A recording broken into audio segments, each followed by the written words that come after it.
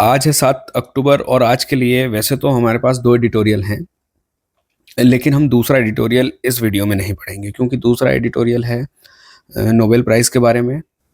Editorial में physiology, शरीर विज्ञान यानी मेडिसिन के नोबेल के बारे में बात की गई है और उसके बारे में एक अलग से हम वीडियो बनाएंगे। उसमें हम पूरी डिटेल में पढ़ेंगे, बेसिक से लेकर नोबेल प्राइज़ तक पढ़ेंगे कि क्यों इन्हें नोबेल प्राइज़ दिया गया है। 3 वैज्ञानिक हैं, तीनों को नोबेल प्राइज़ मिला है इस बार 2025 का मेडिसिन का नोबेल। इस एडिटोरियल में थोड़ी-सी भाषा कठिन है एडिटोरियल की, तो आसान भाषा में दूसरे वीडियो में देख लेंगे। आज पढ़ते हैं भारत के फार्मास्यूटिकल सेक्टर के बारे में। काफ़ी चर्चा हो रही है क्योंकि अभी कुछ दिनों पहले खबर आई थी कि भारत में कफ सिरप पीने से मध्य प्रदेश में, मतलब मध्य प्रदेश के छिंदवाड़ा और बैतूल ज़िले में और राजस्थान के कुछ इलाकों में कुछ बच्चों की मौत हो गई है, बच्चों की जानें चली गई हैं, कफ सिरप पीने से जानें गई हैं। बहुत ज़्यादा दुखद घटना है।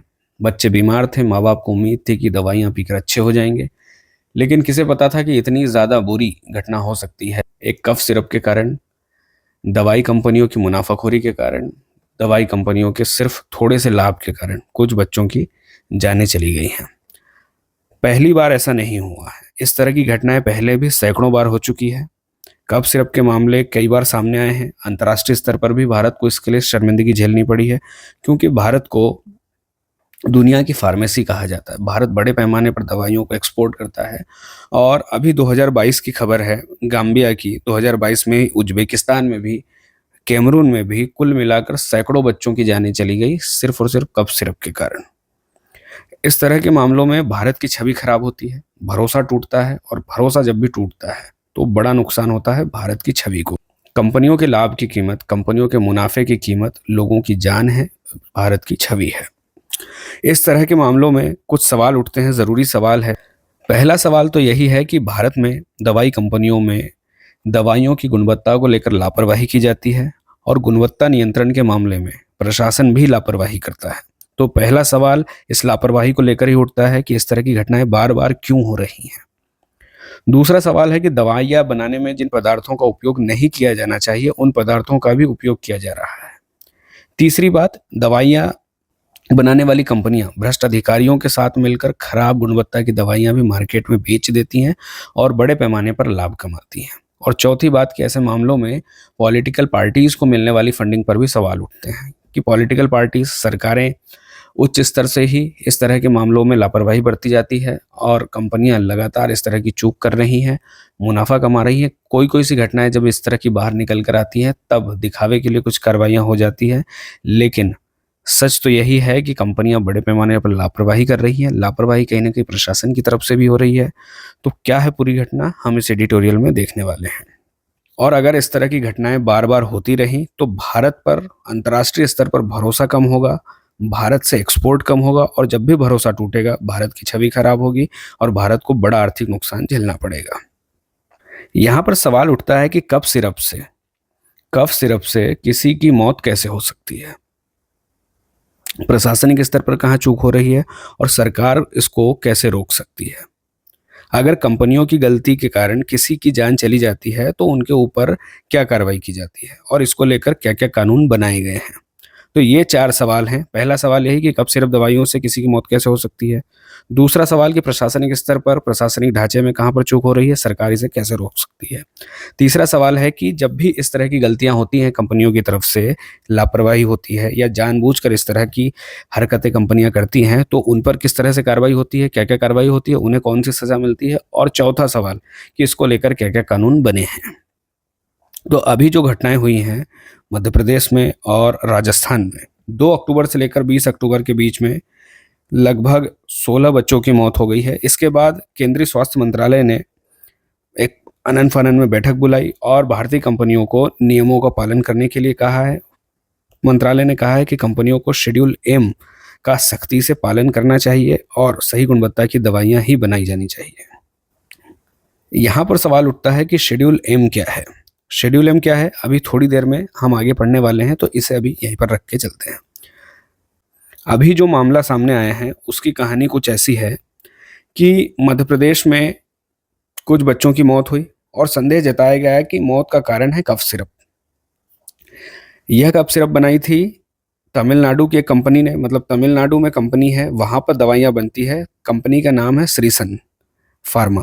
तो श्रीसन फार्मा ने दवाइयां बनाई थी और इस दवाई के कारण बच्चों की मौत हुई है। मध्य प्रदेश सरकार ने तमिलनाडु सरकार को 1 अक्टूबर को एक पत्र लिखा और उसमें दवाइयों की जांच करने के लिए कहा था। तमिलनाडु सरकार के ड्रग कंट्रोल विभाग ने जांच की और पाया कि दवाइयों में डाइथिलिन ग्लाइकोल की मात्रा पाई गई है। तो डाइथिलिन ग्लाइकोल की मात्रा पाई गई है दवाइयों में, जिसके कारण दवाइयां जहरीली हो गई और बच्चों को इससे नुकसान हुआ और बच्चों की मौत हुई। सवाल है कि ये डाइथिलिन ग्लाइकोल क्या चीज है जिसके कारण इतने बच्चों को अपनी जानें गंवानी पड़ी।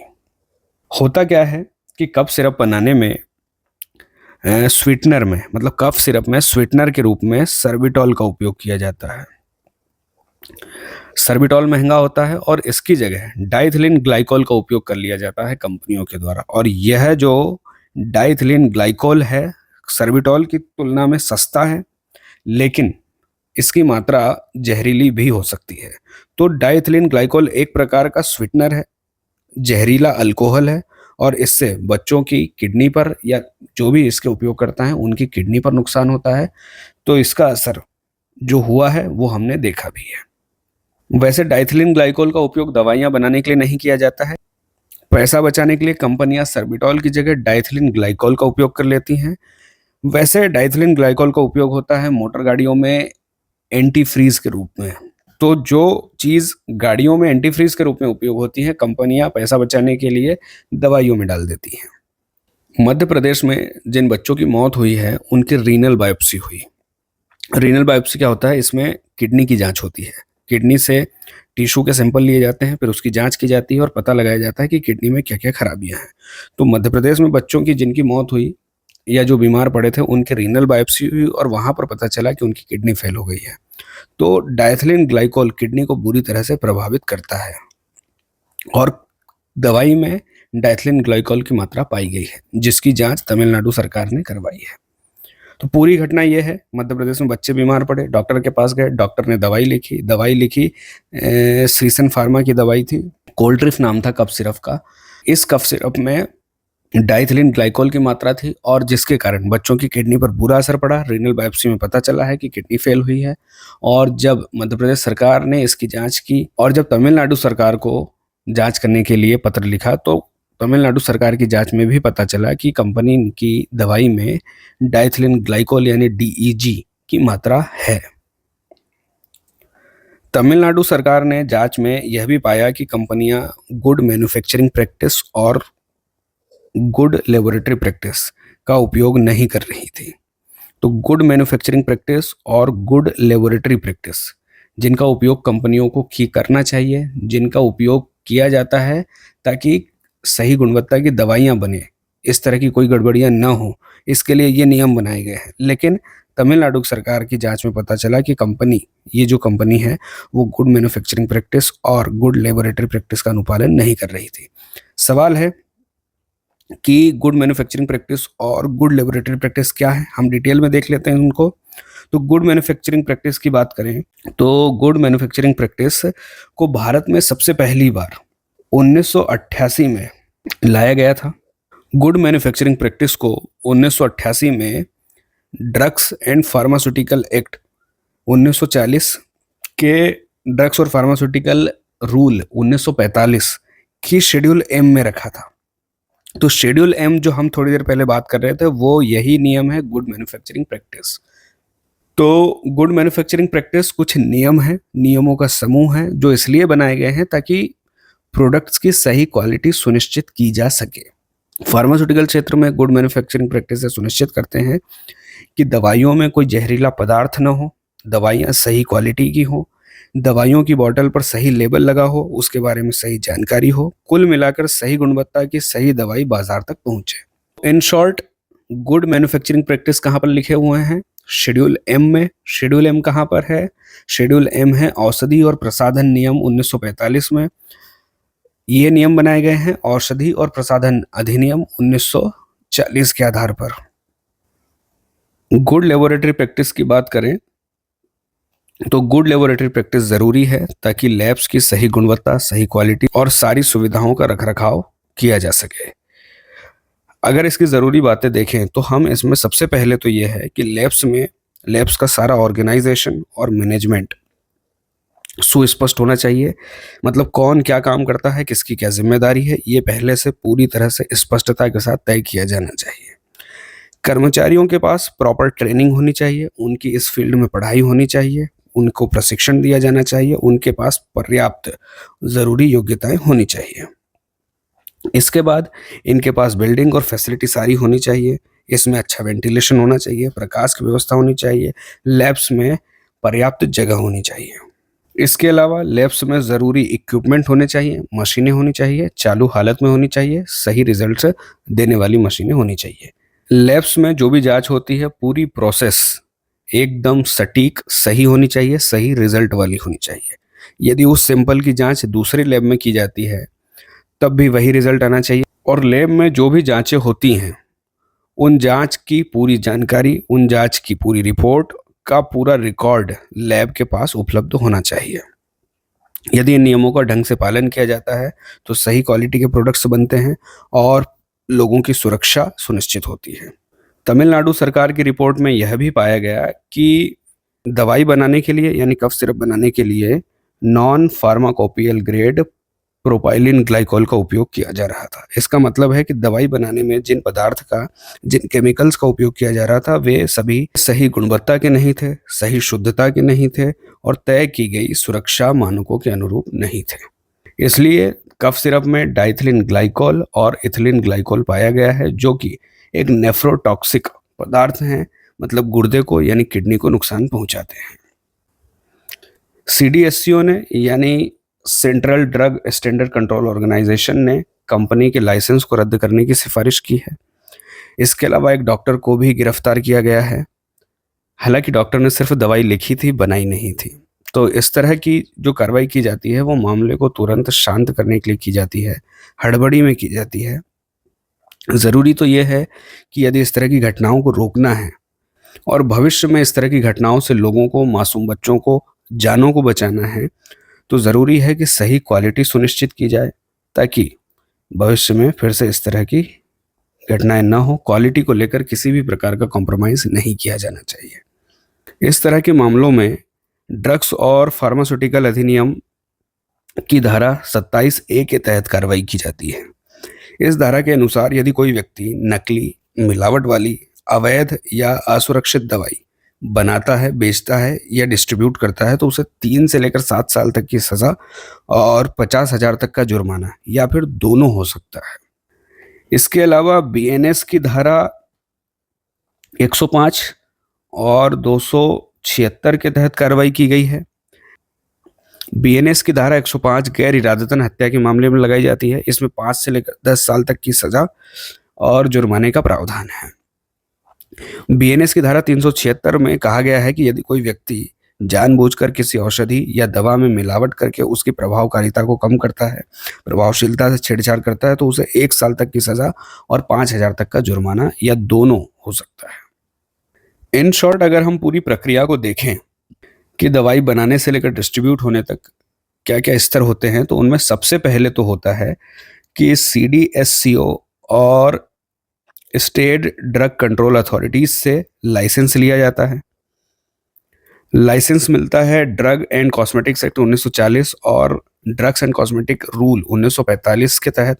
मतलब इस क्षेत्र के लिए ये 2 कानून हैं हमारे पास। मतलब कानून एक है ड्रग एंड कॉस्मेटिक एक्ट 1940 और नियम है उसका drugs and cosmetic rule 1945। Licence दिया जाता है सीडीएससीओ और एसडीसीए के द्वारा। दूसरी बात, जब एक बार लाइसेंस मिल जाता है तो फिर दवाइयों की मैन्युफैक्चरिंग की जाती है, जिसके लिए रॉ मटेरियल्स और एपीआईज की ज़रूरत होती है। ये जो एपीआईज यानी एक्टिव फार्मास्यूटिकल इंग्रेडिएंट्स है, ये दवाइयों में सबसे ज़रूरी इंग्रेडिएंट हैं और भारत इनके लिए चाइना पर डिपेंड होता है। तो वो बात अलग है, प्रोसेस में नहीं है, लेकिन फिर भी एक बात याद रखने की है। इसके बाद तीसरा स्तर, यहाँ पर पैकेजिंग की जाती है। पैकेजिंग के बाद लैब्स में, सरकारी लैब्स में या सरकार के द्वारा मान्यता प्राप्त लेबोरेटरीज में दवाइयों को टेस्ट करने के लिए भेजा जाता है। ड्रग इंस्पेक्टर बाजार से भी सैंपल लेकर जांच करवा सकता है यदि उन्हें इस तरह का शक है, संदेह है या फिर उन्हें क्वालिटी सुनिश्चित करनी है तो। यदि दवाई सारी सही गुणवत्ता की होती हैं तो दवाई बाजार पहुंच जाती है, और यदि दवाई सही गुणवत्ता की नहीं होती तो दवाई को NSQ घोषित कर दिया जाता है। NSQ यानी नॉट फॉर स्टैंडर्ड क्वालिटी। फिर इसके बाद दवाइयाँ बनाने वाली कंपनी पर कार्रवाई की जाती है, और इस तरह की कार्रवाई में चेतावनी देकर छोड़ दिया जा सकता है, या फिर जुर्माना लगाया जा सकता है, या फिर इसके दवाइयों के निर्माण पर रोक लगाई जा सकती है, या फिर लाइसेंस भी रद्द किया जा सकता है। इस पूरी प्रक्रिया में CDSCO और स्टेट ड्रग कंट्रोल अथॉरिटीज़ की महत्वपूर्ण भूमिका होती है। CDSCO की बात करें तो यह स्वास्थ्य और परिवार कल्याण मंत्रालय के तहत काम करता है। इसको हिंदी में कहते हैं केंद्रीय औषधि मानक नियंत्रण संगठन, और ये भारत में फार्मास्यूटिकल क्षेत्र के लिए प्राथमिक रेगुलेटरी बॉडी है। यानी भारत में फार्मास्यूटिकल क्षेत्र को यह संगठन रेगुलेट करता है। कौन रेगुलेट करता है? CDSCO रेगुलेट करता है। स्टेट ड्रग रेगुलेटरी अथॉरिटी या फिर स्टेट ड्रग कंट्रोल अथॉरिटीज़ की बात करें तो मैन्युफैक्चरर को लाइसेंस देते हैं, दवाइयों की बिक्री और निगरानी करते हैं, मतलब दवाइयों की बिक्री की निगरानी करते हैं, विज्ञापनों की निगरानी करते हैं, और ज़रूरत पड़ने पर कार्रवाई भी करते हैं। अब इस पूरी प्रक्रिया में कई स्तरों पर गलतियां हो सकती हैं। एक तो दवाइयां बनाने के स्तर पर गलतियां हो सकती हैं, जैसे कि अभी हुआ है, सर्बिटॉल की जगह सस्ता स्वीटनर यानी डाइथिलिन ग्लाइकोल का उपयोग किया जा रहा था। डाइथिलिन ग्लाइकोल किडनी को नुकसान पहुंचाता है, जहरीला अल्कोहल है, और अभी इस तरह की घटनाएं डाइथिलिन ग्लाइकोल के कारण ही हुई हैं। इसके बाद मैन्युफैक्चरिंग के बाद लेबोरेटरीज के स्तर पर भी चूक हो सकती है। यदि सैंपल फेल होते हैं लैब्स में तो अक्सर कंपनियां भ्रष्ट अधिकारियों के साथ मिलकर, लैब्स के साथ मिलकर अपने सैंपल को पास करवाती हैं और बैच को मार्केट में उतार देती हैं। इसके बाद जब हम मार्केट जाते हैं तो हमसे भी गलतियां हो सकती हैं। इसलिए ज़रूरी है कि जब भी हम दवाइयाँ खरीदें तो हम दवाइयों का बिल लें। बिल लेने के साथ हमें दवाइयों की शीशियों पर, दवाइयों के पैकेट पर कंपनी का नाम, कंपनी का batch, manufacturing date, expiry date देखनी चाहिए। यदि इसमें हमें रंग में कोई दिक्कत लगती है तो हमें उसका उपयोग नहीं करना चाहिए। यदि दवाई में कोई पार्टिकल है, कोई दूसरे पार्टिकल है, अनयूजुअल पार्टिकल है, तो हमें उसका उपयोग नहीं करना चाहिए। हमें देखना चाहिए कि कहीं दवाई के सॉल्वेंट में साल्ट नीचे तो नहीं बैठ गया है। हमें देखना चाहिए बॉटल पर बैच नंबर, यदि बैच नंबर नहीं हो तो हमें इस तरह की दवाइयों का उपयोग नहीं करना चाहिए। उसके बाद हम ड्रग लाइसेंस नंबर भी देखना चाहिए। तो यदि इस तरह की सावधानियां हम भी रखते हैं तो भी हम खुद की सुरक्षा सुनिश्चित कर सकते हैं और इस तरह की दुखद घटनाओं से बच सकते हैं। और जब भी कफ सिरप, यदि जहरीली कफ सिरप यदि बच्चों को या हम खुद लेते हैं तो इस तरह के कुछ लक्षण हमें लेने के बाद दिखाई देते हैं, और उन लक्षणों में है सांस तेज चलना, उल्टी होना, सुस्ती लगना, बेहोशी होना, दौरा पड़ना, पेशाब कम आना या फिर नहीं लगना, और पेट दर्द होना। तो इस तरह के लक्षण हमें दिखाई दे सकते हैं यदि हमने जहरीली दवाइयों का उपयोग किया है, जहरीली कफ सिरप का उपयोग किया है तो इन सभी स्तरों पर लापरवाहियां नहीं की जानी चाहिए। दवाइयों की मैन्युफैक्चरिंग के स्तर पर भी लापरवाही नहीं की जानी चाहिए। उसके बाद लेबोरेटरीज में ईमानदारी से काम किया जाना चाहिए, और हम जब भी इनका उपयोग करते हैं तब भी हमें सतर्कता के साथ दवाइयों का उपयोग करना चाहिए। एडिटोरियल में इतनी बातें थी, की पॉइंट्स में भी यही बातें हैं। देख लेते हैं क्या क्या ज़रूरी बातें हमने अभी तक पढ़ ली हैं। तो भारत एक तो आत्मनिर्भर बनना चाहता है, ऊपर से भारत मेक इन इंडिया का प्रोग्राम भी चला रहा है। भारत चाहता है कि विश्व भर की कंपनियां भारत में आए और भारत में मैन्युफैक्चरिंग करें, लेकिन भरोसा कब टूटता है या भरोसा कब कम होता है? जब इसकी क्वालिटी के साथ, प्रोडक्ट्स की क्वालिटी के साथ कॉम्प्रोमाइज किया जाता है। क्वालिटी को लेकर विवाद उठे हैं, बार बार उठे हैं, कई बार उठे हैं। अभी कफ सिरप का मामला चल ही रहा है। कई बच्चे कफ सिरप के कारण अपनी जान खो बैठे हैं। चूंकि भारत को फार्मेसी ऑफ द वर्ल्ड कहा जाता है, जैसे हम नज़दीकी दुकान पर चले जाते हैं दवाइयाँ लेने, ऐसे ही दुनिया हमारे पास आती है। भारत विश्व में बड़े पैमाने पर दवाइयों का एक्सपोर्ट करता है। चूंकि इतने बड़े पैमाने पर भारत दवाइयों का एक्सपोर्ट करता है, इसलिए ज़रूरी है कि भारत की विश्वसनीयता बनी रहे, भारत का भरोसा पूरे विश्व में बना रहे। तमिलनाडु सरकार ने कफ सिरप की जांच की और कफ सिरप में पाया गया कि डाइथिलिन ग्लाइकोल की मात्रा बहुत ज़्यादा थी, जो कि गुर्दों को यानी कि किडनी को नुकसान पहुंचाता है। 16 बच्चों की मृत्यु हुई है। नॉन फार्माकोपियल ग्रेड के प्रोपाइलिन ग्लाइकोल का उपयोग किया जा रहा था, जो कि दूषित पदार्थ हैं और जो कि दवाइयों को जहरीला बना देते हैं। सरकार ने कहा है कि शेड्यूल एम का उपयोग किया जाना चाहिए। कंपनियां जब भी मैन्युफैक्चरिंग करती है तो शेड्यूल एम यानी गुड मैन्युफैक्चरिंग प्रैक्टिस का उपयोग करें और दवाइयों की सही गुणवत्ता को सुनिश्चित करें। Central drug standard control organisation ने कहा है कि इस तरह से काम करने वाली कंपनियों के लाइसेंस रद्द कर दिए जाने चाहिए। अभी जो मामला है उसमें भी इस तरह की सिफारिश की है। डॉक्टर को गिरफ्तार किया गया है, लेकिन इस तरह का कदम मुझे लगता है सही नहीं है, क्योंकि डॉक्टर ने सिर्फ लिखी थी, उसने बनाई नहीं थी। उन्हें भी नहीं पता होगा कि ये दवाई में क्या होगा। चूंकि भारत फार्मास्यूटिकल क्षेत्र में विश्व स्तर पर बड़ा निर्यातक है, तो भारत की अंतर्राष्ट्रीय छवि खराब होती है इस तरह के मामलों से। 2022 में ही जो मामले आए थे, गाम्बिया का मामला था, उज्बेकिस्तान का मामला था, कैमरून का मामला था, कुल मिलाकर सैकड़ों बच्चों की जानें चली गई थी और ये कफ सिरप बनाई थी भारतीय कंपनियों ने। तो भारतीय कंपनियों के मुनाफे की कीमत लोगों की सुरक्षा है और भारत की छवि है। परीक्षण और निर्माण में और दवा कंपनियों में क्वालिटी को लेकर जीरो टॉलरेंस की नीति अपनाई जानी चाहिए। गुड लेबोरेटरी प्रैक्टिस अपनाई जानी चाहिए। गुड मैन्युफैक्चरिंग प्रैक्टिस अपनाई जानी चाहिए। अन्य तथ्यों की बात करें तो भारत विश्व में मात्रा के हिसाब से विश्व में तीसरा सबसे बड़ा उत्पादक देश है। 60% वैक्सीन भारत से ही निर्यात होती है। मतलब दुनिया में जितनी भी वैक्सीन लगती है, 60% वैक्सीन भारत से निर्यात हो रही है। जीडीपी में लगभग 2% का योगदान देता है फार्मास्यूटिकल क्षेत्र। भारत की जीडीपी में 2% का योगदान बड़ा योगदान है। मेंस के लिए सवाल हो सकता है कि भारत के फार्मास्यूटिकल क्षेत्र में गुणवत्ता नियंत्रण के बार बार मामले उठते हैं, विवाद उठते हैं। आत्मनिर्भर भारत की अवधारणा के लिए बड़ी चुनौती है। चर्चा कीजिए कि इस समस्या के समाधान के लिए कौन से संस्थागत और नीतिगत सुधार आवश्यक हैं। तो समस्या क्या है हम देख चुके हैं। भारत की छवि पर और भारत के आत्मनिर्भर अभियान पर और भारत के मेक इन इंडिया अभियान पर इस तरह की घटनाओं का क्या दुष्प्रभाव पड़ता है, ये भी हम देख चुके हैं। क्या क्या सुधार किए जा सकते हैं, क्या क्या उपाय किए जा सकते हैं, ये भी हम देख चुके हैं। एडिटोरियल को पढ़कर इस सवाल का जवाब आसानी से लिखा जा सकता है। एमसीक्यू में पहला सवाल है कि शेड्यूल एम का संबंध किससे है? दवा निर्माण और गुणवत्ता नियंत्रण मानकों से। ऑप्शन बी सही है। दूसरा सवाल है कि निम्नलिखित में से कौन सा पदार्थ दवाओं में मिल जाने पर विषाक्तता उत्पन्न करता है? डाइथिलीन ग्लाइकॉल बिल्कुल करता है। इथिलीन ग्लाइकॉल बिल्कुल करता है। सोडियम क्लोराइड नहीं, ये नहीं है। 1 और 2 सही उत्तर है। तीसरा सवाल है कि गुड लेबोरेटरी प्रैक्टिस का उद्देश्य क्या है? ऑप्शन ए प्रयोगशालाओं में परीक्षण की पारदर्शिता और सटीकता सुनिश्चित करना, यही तो सही उत्तर है।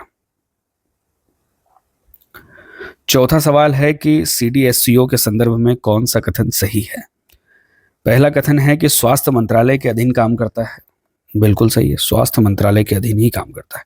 कभी कभी संगठन और उनके मंत्रालयों के बारे में पूछ लिया जाता है, तो ध्यान रखना है कि सीडीएससीओ स्वास्थ्य मंत्रालय के अधीन काम करता है। दूसरा, यह भारत का राष्ट्रीय औषधि नियामक प्राधिकरण है, बिल्कुल सही बात है, मतलब भारत में फार्मास्यूटिकल क्षेत्र को रेगुलेट करता है। तीसरा है कि यह दवा मूल्य निर्धारण की निगरानी करता है, नहीं, ये नहीं करता। इसके लिए संगठन है NPPA, national pharmaceutical pricing authority, वो ये काम करता है। तो पहला सही है, दूसरा सही है। पांचवा सवाल है असर्शन और रीजन वाला। कथन है कि भारत में कई बार बच्चों की मृत्यु घटिया कफ सिरप से जुड़ी हुई पाई गई है, बिल्कुल सही बात है। कारण बताया गया है कि कफ सिरप में प्रयोग होने वाले सॉल्वेंट में डाइथिलीन ग्लाइकॉल और इथिलीन ग्लाइकॉल जैसी विषैली अशुद्धियां मिल जाती हैं। तो कारण कथन की सही व्याख्या कर रहा है, इसलिए उत्तर होगा ऑप्शन ए। दूसरा एडिटोरियल है नोबेल पुरस्कारों के बारे में। शरीर विज्ञान यानी मेडिसिन के नोबेल पुरस्कार के बारे में ये एडिटोरियल है। थोड़ी कठिन भाषा है इस एडिटोरियल की, आसान भाषा में दूसरे वीडियो में हम पूरा बेसिक से लेकर नोबेल प्राइज तक सारी चीज़ें देखेंगे, डिटेल में देखेंगे। इसलिए आज के लिए इतना ही, कल फिर मिलेंगे।